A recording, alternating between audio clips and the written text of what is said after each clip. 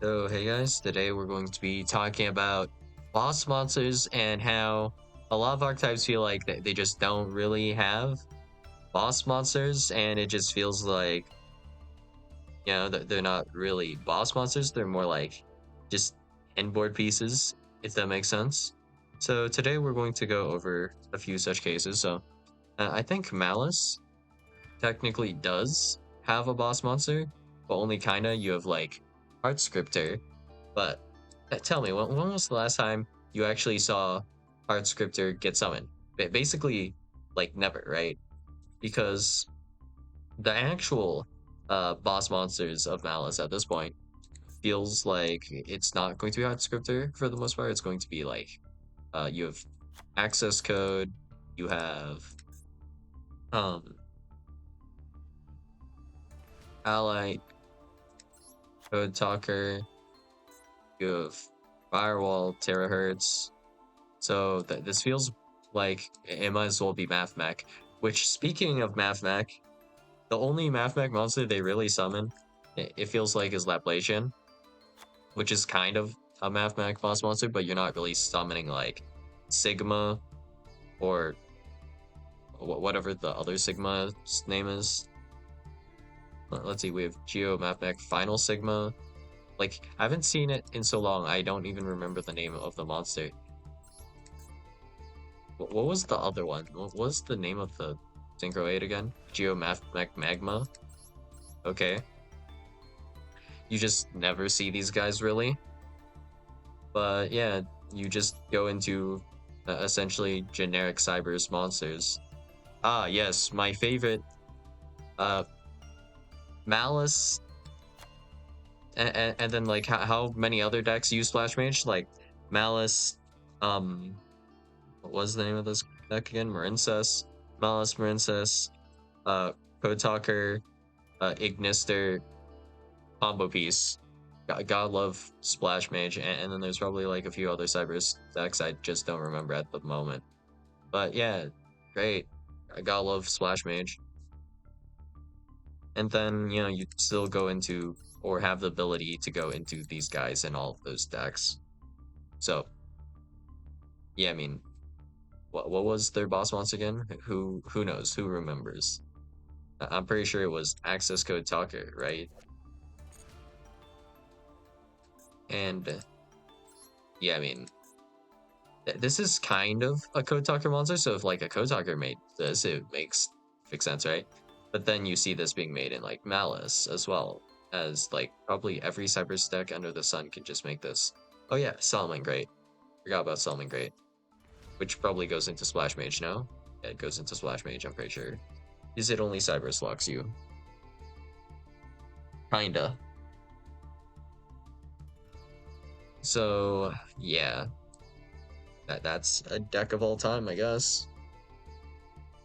But then if we go into Ryzeal, I think feels a little bit better in this regard, where you actually have a pretty legit boss monster. Like, you can say a lot of things about Ryzeal, but you can't say that they don't have a well-established kind of boss monster. So Detonator activates like, just a billion times, and you just cycle the destruction effect over and over again, which, I mean, it is kind of annoying to deal with, but it's not like impossible to deal with necessarily. It's just that decks generally suck going second to begin with. But yeah, Detonator has a pretty well-defined identity where it's just attaching and detaching materials for interruption. So you have one monster negate, and then whenever you activate one of these like traps or the quick play spell or whatever, you'll obtain another material. And yeah, that's basically his gimmick. And I think any legitimate boss monsters should be somewhat difficult to make, and also have uh, some reason that you have to play a certain archetype, kind of locking it into an archetype and not being so generic. Like, I like Code Talker. Code Talker feels like, I don't know, just like he's not anyone's boss monster in particular, I suppose. He's just here, I guess, He's just a guy on the board, right? But when you see like Malice Dormouse on the field, you already know that they're going to end on Allied Code Tucker. They're not really going to end on like Heart Scripter or anything like that. Like White Binder doesn't even feel like much of a boss monster. In fact, all of these monsters don't really feel that boss monstery, if you ask me. It's probably because they're somewhat generic as well, allowing you to use monsters aside from just Malice monsters to make, unlike Ryzeal Detonator, which uses only Ryzeal monsters. Like, sure, you can bridge into Ryzeal with Duo Drive, so you can use any 2 level 4 monsters to start getting into Ryzeal combo, right? And then going into Detonator later. But you still need to very heavily invest and slap these guys down. But if I were playing Malice, just to go into these guys, then I could play like a single copy of Dormouse. And then I could just bash this from my deck, for example. If there was a card that could do that reliably, we could just banish whatever, just any of these Malice monsters, but slap them on the field. Then we just make Hard Scripter or like White Binder. And then we can call that a Malice deck, despite it consisting of exactly 1 Malice monster. Or even worse yet, that we could technically play 0 copies of any Malice monsters in the main deck, I believe. It kind of depends, though, I think, right? Let's check. Hot Mud Skipper, I think. Was that not the name of the card? We'll see. Or Mud Skipper. I tried. Okay. During your main phase, you can reveal 1 Link monster in your extra deck, and if you do, when you Link summon this turn, you can treat this card as Link material with the same name, type, and attribute as the revealed monster. Okay. So this can be treated as a Malice monster if we can put this onto the field. So we can actually, using this to just kind of cosplay as a Malice monster, if we have some decent, consistent way to access Mud Skipper, we can then just go into, well, it's not going to be that efficient, but I guess the line would be something like, probably you want to go White Binder, I think. And then White Binder is going to not activate its banish effect on summon, I think. Then we'll grab GWC. Like, this line's not that good, okay? But we go grab GWC, and then we should... Well, actually, do we have another mouse card for this? No. TP11, maybe? MTP07? No, wait. I can't even activate any of these. Oh. So, alright then. We'll just do it the dumbest way possible. We still need to go into White Binder because we need a Banish Malice card to shuffle back. So we'll just go into White Binder, I guess. And then we link this off our Hard Scripter, and then we'll just banish White Binder in the graveyard. All of these cards are not usable because they more or less require you to have a main deck Malice monster. Like this one is a Reborn, but you can't Reborn. You only control 1 guy, right? So that doesn't really work. I mean, actually GWC is usable. We can Reborn White Binder on a later turn. And then I guess we could SB banish it. Yeah, that's not entirely bad. That or we could do White Binder effect to banish GWC on its special summon, which is fine. It takes a while, but you have Heart Scripter online afterwards, I guess. That's almost reasonable-ish. So yeah, that would work, I guess. But in terms of like boss monster, I mean, Sword Soul feels pretty solid, for example, where you have your boss monsters here that for the most part no other archetypes really utilize except for kinda Chenging. So Sword Soul Grandmaster Shishao, this requires a non-tuner wire monster, and not only that, you need to banish either a Sword Soul or Worm card from either your hand or graveyard. So not that generic to use. Chenging's conditions are a lot more generic. But it's not like fully 100% generic. You would much prefer most of the cases to make Baron, which is a lot more generic. And then you have kind of the same deal here with Xixing Longwan, which has these effects, but main thing is it requires a non-tuner wire monster to make this, so not really generic to make either. And yeah, I mean, these guys feel pretty much like Sword Soul boss monsters, unlike, let's say, the Malice monsters. And it's also worth mentioning, like, how strong a boss monster is also matters. Well, to me personally, at least, right? Where with, like, Shishao, I think Shishao, considering it's, like, the first guy in your combo line, he's relatively okay, right? So, when you Synchro Summon Shishao, if this gets interrupted next turn, this is still a negate, even if you get stop tier. For like Chengying, he's pretty bulky, feeling, you know, he's got some heavy looking armor here. Uh, the armor here looks a lot more like slim, kinda, and it feels kind of less bulky to me, That's just a vibes thing. It's not like necessarily based on anything, but uh, Chengying has the effect where if it would be destroyed, not hard once per turn, by the way, banish one card from your graveyard instead. So that's pretty strong. And as that banish effect, which is pretty solid, banish 2 cards. So the amount of swing on these cards, instead of swinging for like 1 card, it's like a 2 swing, right? Where you bash 1 graveyard, you bash 1 on field, and then this one, bash a spell, banish a monster. So yeah, pretty solid in those regards. If we look at Malice, what does Hard Scripter do? You banish a single card. Great. If you combine these two, what do? You banish cards in your opponent's graveyard, and then you can kind of banish 2 cards with like MTPO7 and Hard Scripter. And I believe both of these banishes are non-targeting for whatever reason. Honestly, pretty lame. The interaction does not feel that inspired either, with these guys all being different forms of banish, right? Versus what Malice does is just one non-target banish that just happens for whatever reason. Okay, cool. Meanwhile, we have like Jishao, where we have quick effect. You're banishing one of your cards, and this can actually trigger that card as well. And that's actually a lot more interesting. They didn't really use this aspect of Sword Soul that much, honestly.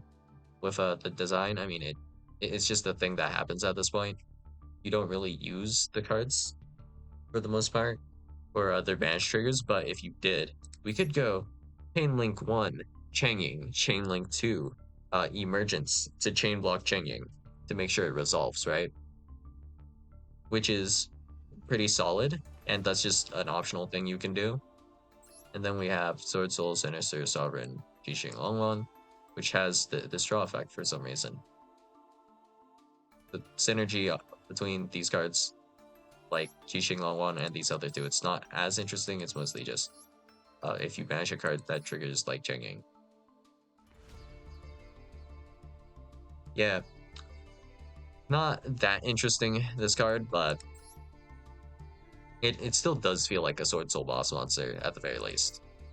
And we can go into other examples as well, where it'll feel like an actual boss monster for the archetype, rather than just a guy your opponent put on the board because they felt like they wanted to use this guy because it's the strongest thing they could put for the deck, and not so much it's their boss monster, if that makes sense, Like, it'd be the equivalent of me doing an Altergeist combo and then ending on like Apollosa because I just don't want to summon Adminia because apparently Adminia just sucks ass or something. Like that's the kind of vibe I'm getting from this, Like, why don't archetypes have somewhat solid boss monsters anymore? Speaking of boss monsters, let's just real quickly do a quick sweep and see if we can find any solid boss monsters. So There's some decks that don't really have a concrete boss monster, and that's like fine, right? But to like just use a generic one is pretty lame in my opinion, especially when you're playing an archetype, not playing a generic splash deck, kind of like Dragon Link, which is also kind of Dragon Synchro. But yeah, let's see. Does this have any interruptions? No, this is a setup card.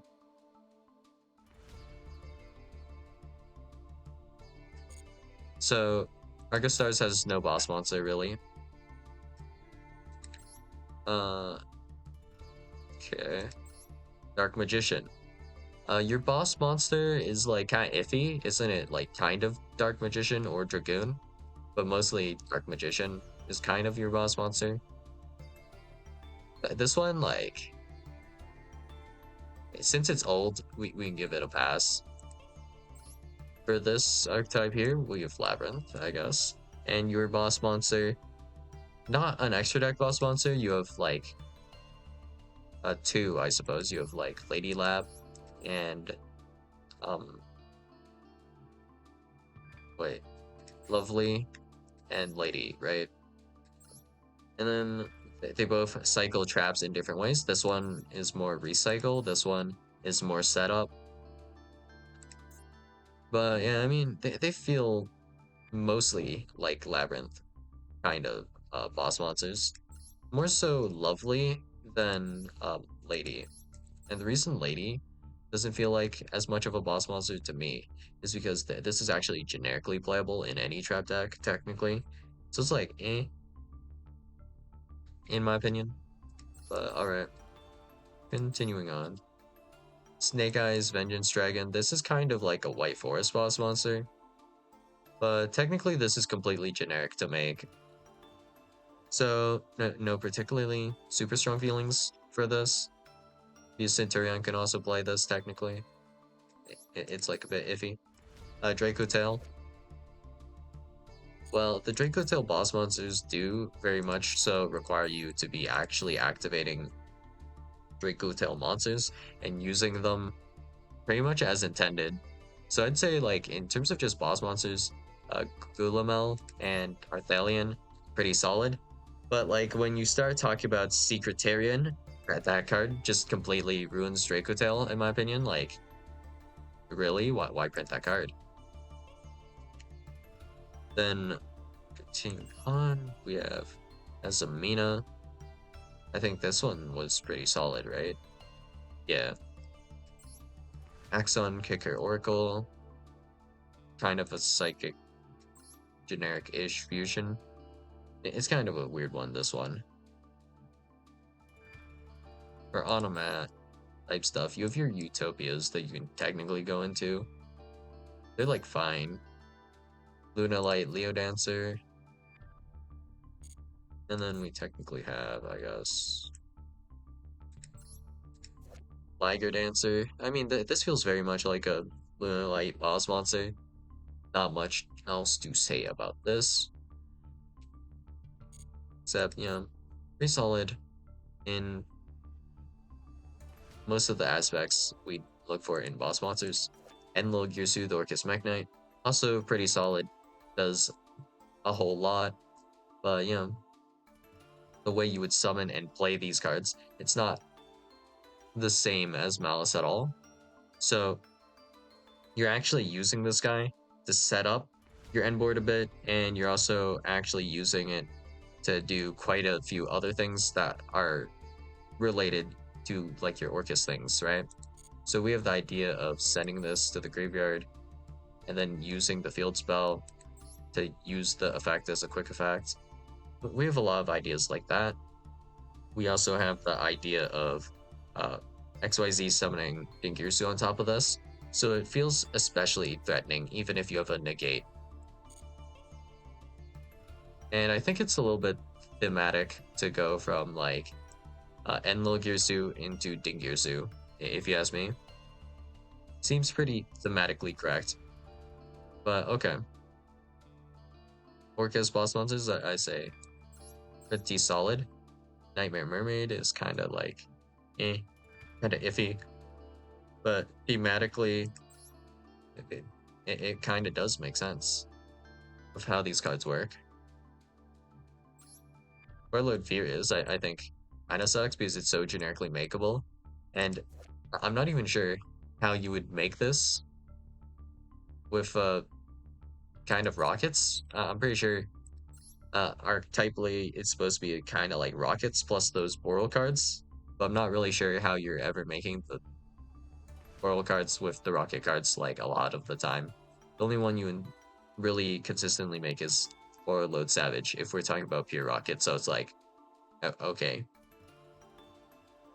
whatever. Hot Red Dragon Arcane Abyss. This is actually just somewhat generic to make, but for the most part, it's like going to be what was that archetype even called? Arcfiend Dragon, Dragon Arcfiend. Whatever that deck is, you know, RDA, Red Dragon Arcfiend. Yep, that archetype.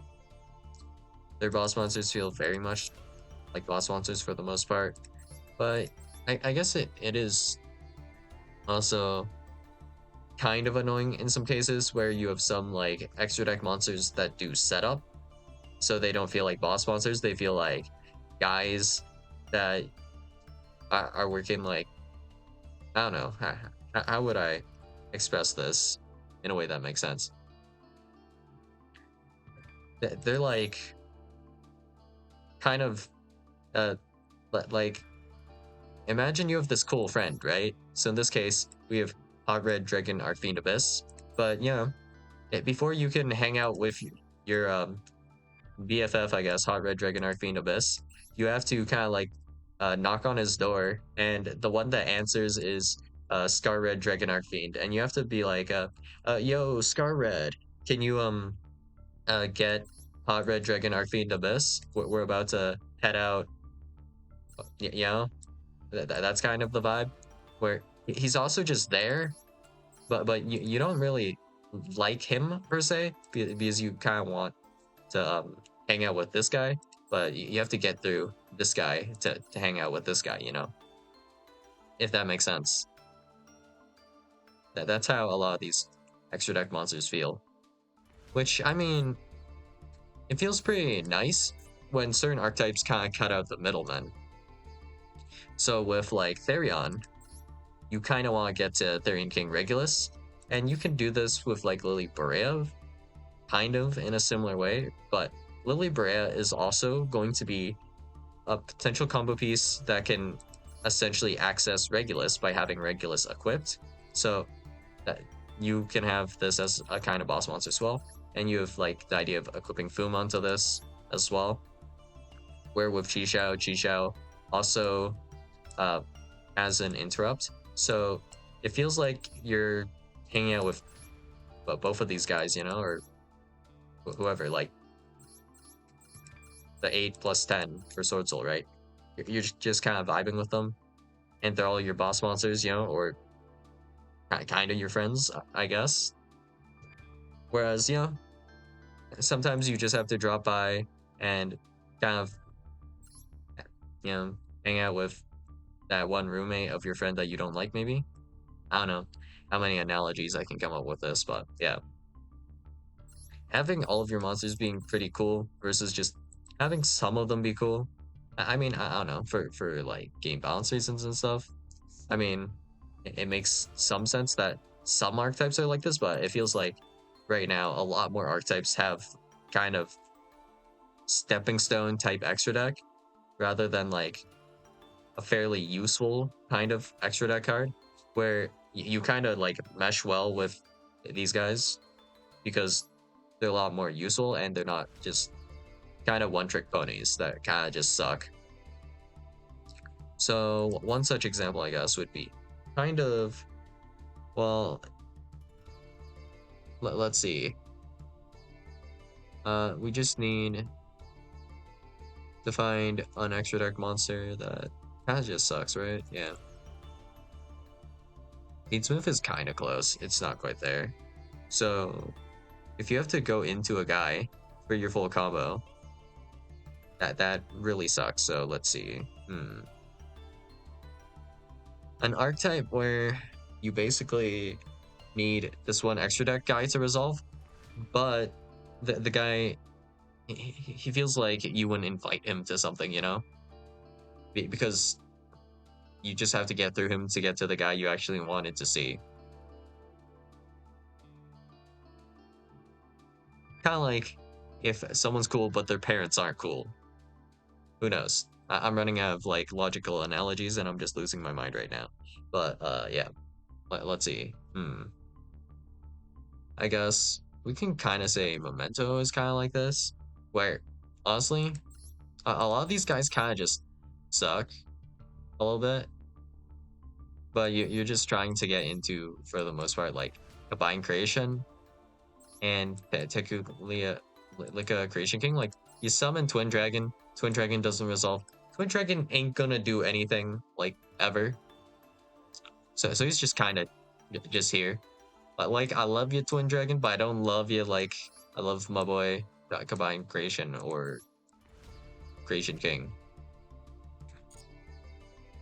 You are not the same, and yeah, that's kind of how it goes. In fact, I would rather have Horned Dragon than Twin Dragon. That's all I'm saying. But yeah, this gets interrupted. Depression. This gets interrupted.